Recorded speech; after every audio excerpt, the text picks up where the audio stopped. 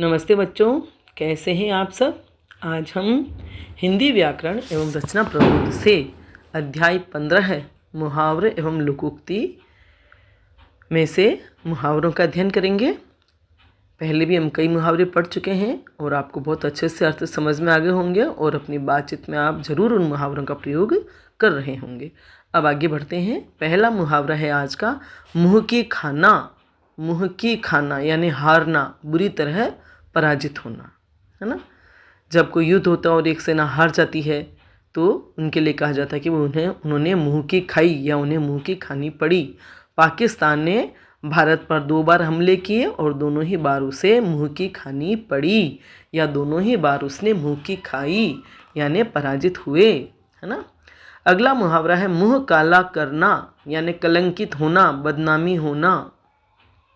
कोई ऐसा काम करना, ऐसी हरकत करना जिससे कलंकित हो, हमारा नाम कलंकित हो या हमारी बदनामी हो, हमारे परिवार की बदनामी हो, माता पिता की बदनामी हो, तो कहते हैं मुँह काला करना। आजकल किशोरावस्था में, नादानी में कई बार लड़कियां लड़कों के साथ भाग जाती है और मुँह काला करके घर लौटती है या अपने माता पिता का मुँह काला करती है ना। दोनों ही बात कह सकते हैं आप, ठीक है।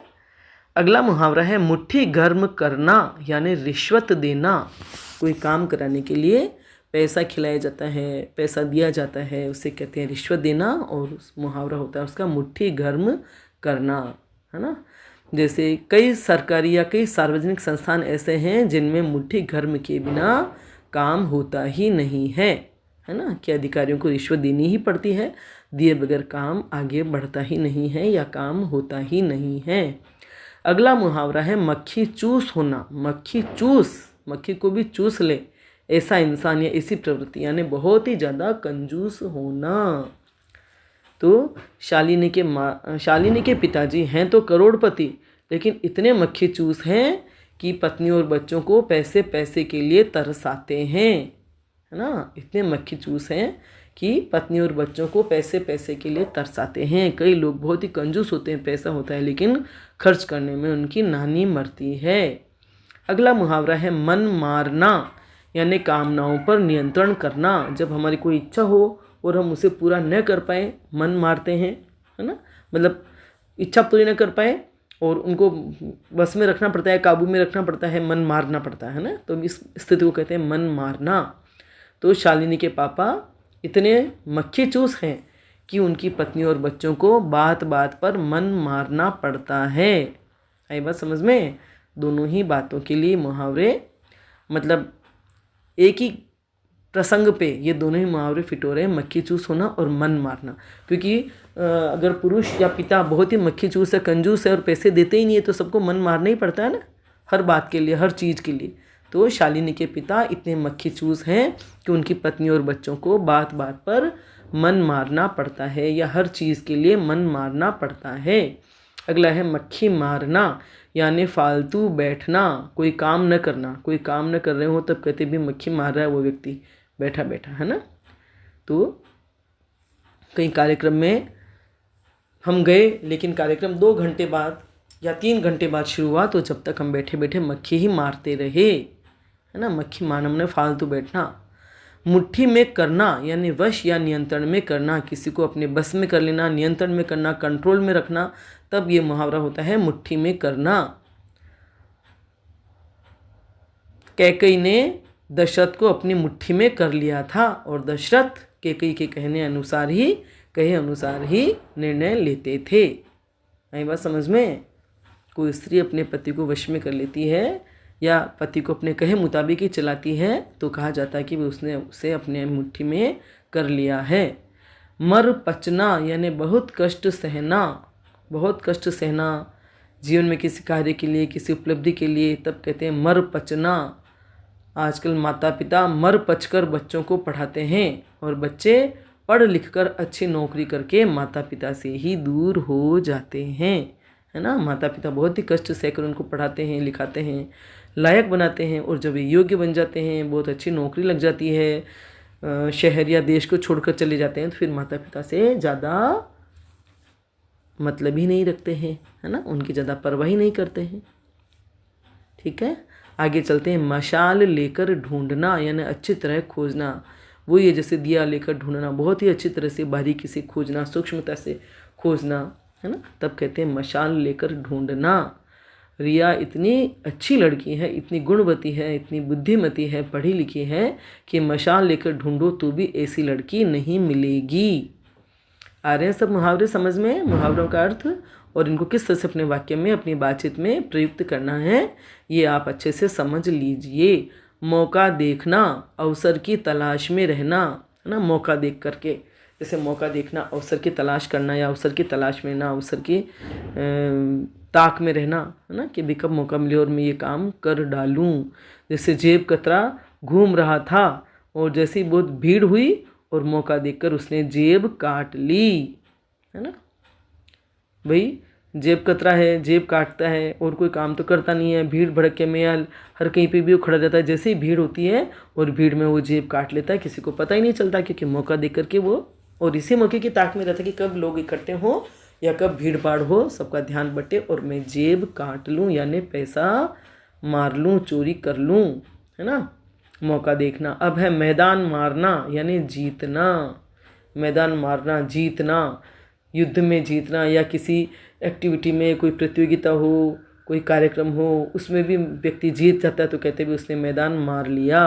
तो तुम्हारी लड़की तो भाषण देने में इतनी एक्सपर्ट है कि वाद विवाद प्रतियोगिता में वह भाग लेने जाएगी तो अवश्य मैदान मार लेगी।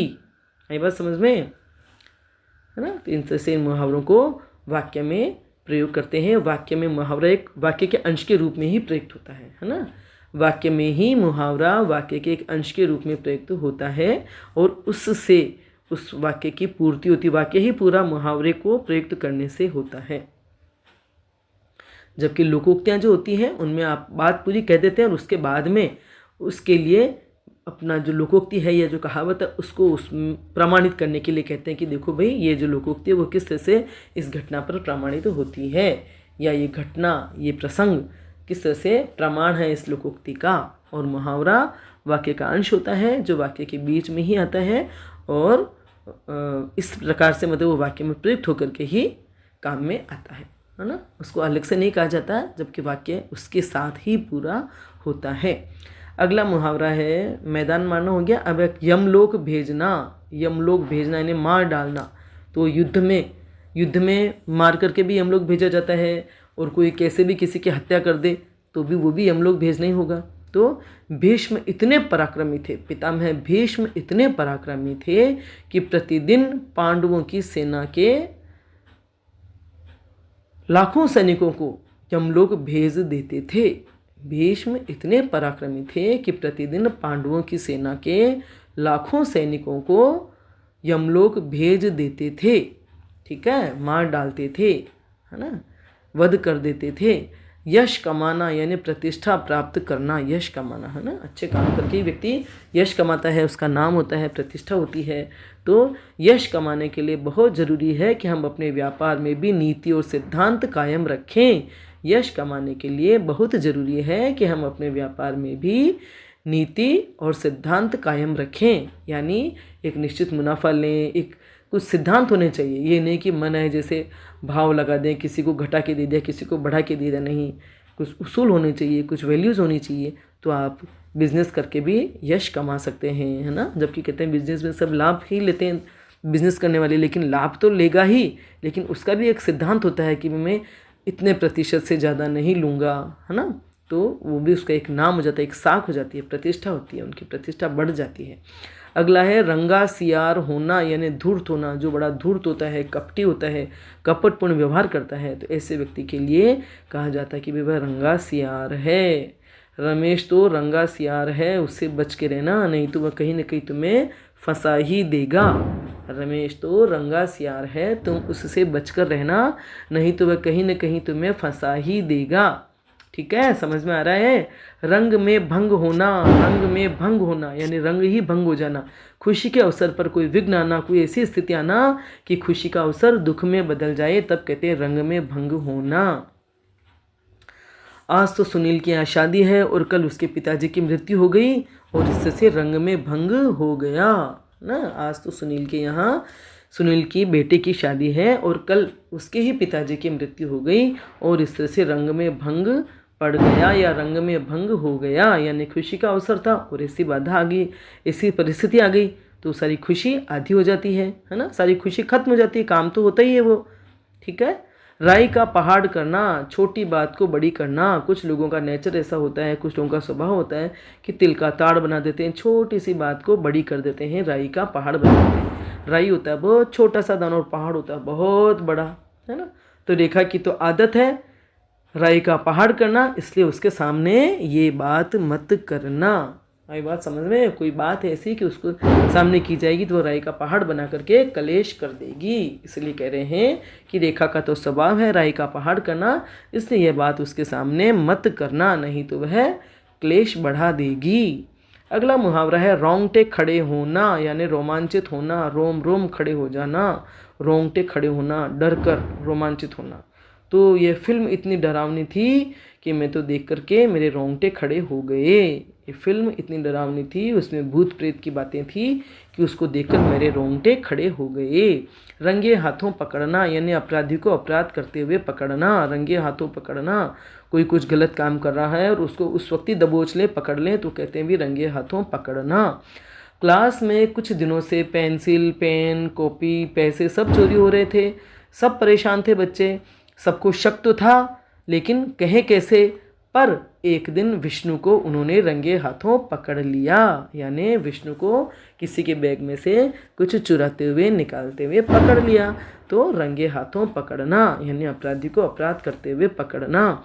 अगला है रास्ता देखना, यानी प्रतीक्षा करना, इंतज़ार करना किसी का, राह देखना कि भी वो आएंगे आएंगे आएंगे।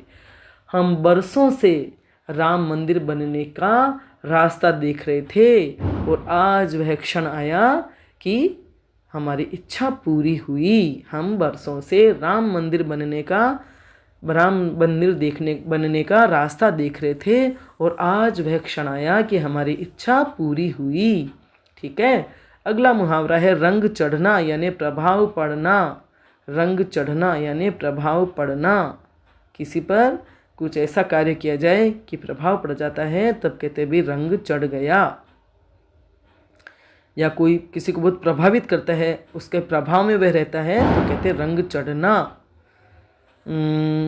कमला पर शालिनी का इतना रंग चढ़ गया है कि वह उसके बगैर कोई काम करती ही नहीं, वह उसके बगैर कहीं जाती ही नहीं। कमला पर शालिनी का इतना रंग चढ़ गया है कि वह उसके बगैर कोई काम करती ही नहीं। अगला है रुपया ठीकरी करना, यानी अपव्यय करना। जो पैसे को ठीकरा समझ करके खर्च करता है, बर्बाद करता है, पानी की तरह बहाता है, तब ये मुहावरा कहते हैं कि भी रुपया ठीकरी करना। जब कमाने लगोगे तब पता पड़ेगा कि कितनी मेहनत से पैसा आता है, तुम तो रुपया ठीकरी करने में लगे रहते हो।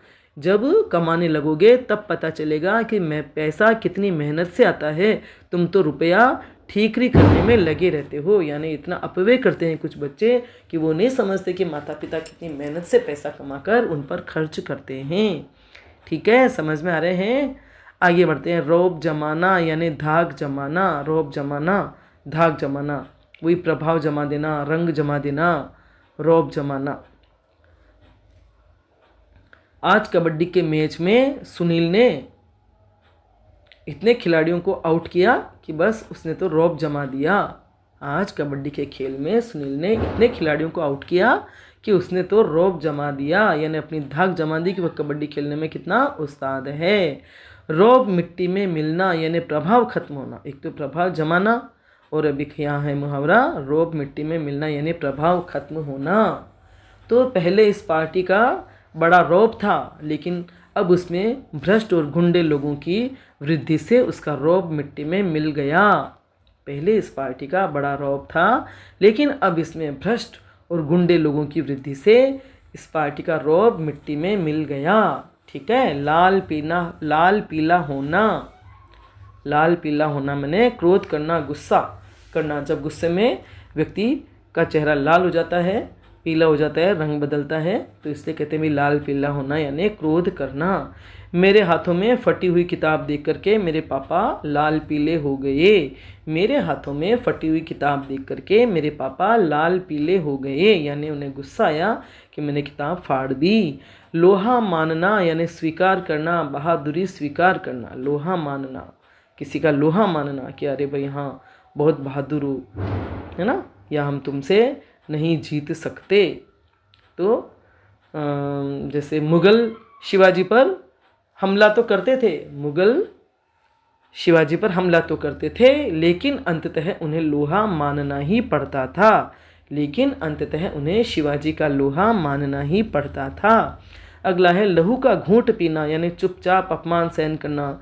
कोई ऐसी बात हो सकती है कि हम प्रतिकार न कर सकें, विरोध न कर सकें और चुपचाप अपमान सहन करके चुप रह जाते हैं, तब कहते भी लहू का घूंट पीना। मैं लहू का घूंट पीकर रह गई। मेरी बेटी की तकलीफ़ सुनकर भी मैं लहू का घूंट पीकर रह गई, क्योंकि मैं बेटी की माँ जो ठहरी, है ना।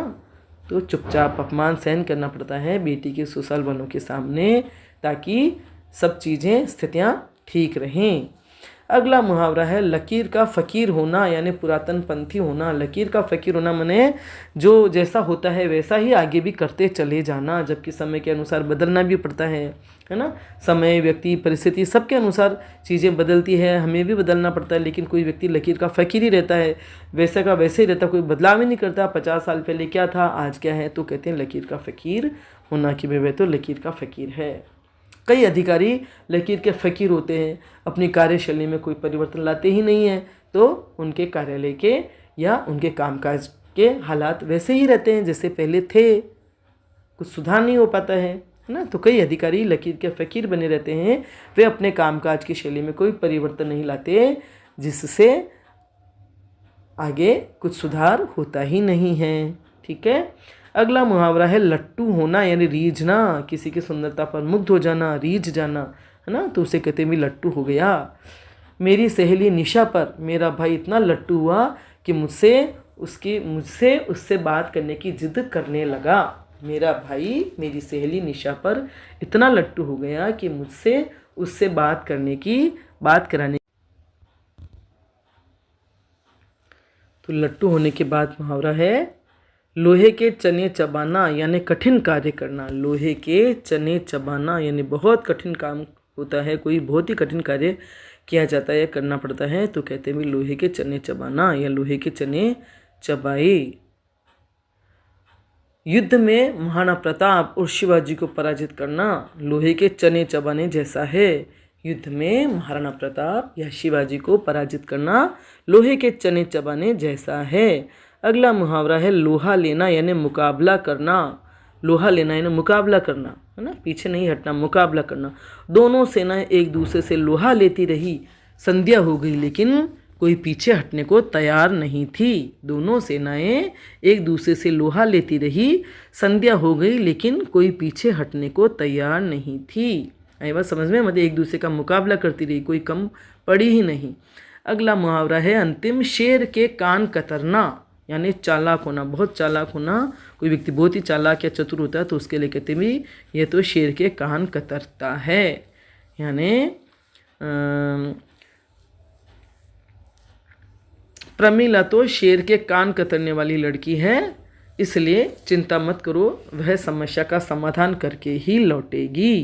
प्रमीला तो शेर के कान कतरने जैसी लड़की है, चिंता मत करो, वह समस्या का समाधान करके ही लौटेगी। ठीक है, सब मुहावरे समझ में आए आपको। आज ये इतने मुहावरे पूरे हुए, ये पृष्ठ। कुछ मुहावरे और शेष हैं जिन्हें हम अगली बार पढ़ेंगे। आपको मुहावरे समझ में आ गए हों अच्छे से, इनका अर्थ और वाक्य प्रयोग, तो मेरी वीडियो को लाइक करें, अपने दोस्तों के साथ शेयर करें, मेरे चैनल को सब्सक्राइब करें, बेल आइकन भी अवश्य टच करें, ताकि जब भी मैं वीडियो बनाऊंगी उसकी सूचना आपको तत्काल मिल जाएगी। धन्यवाद।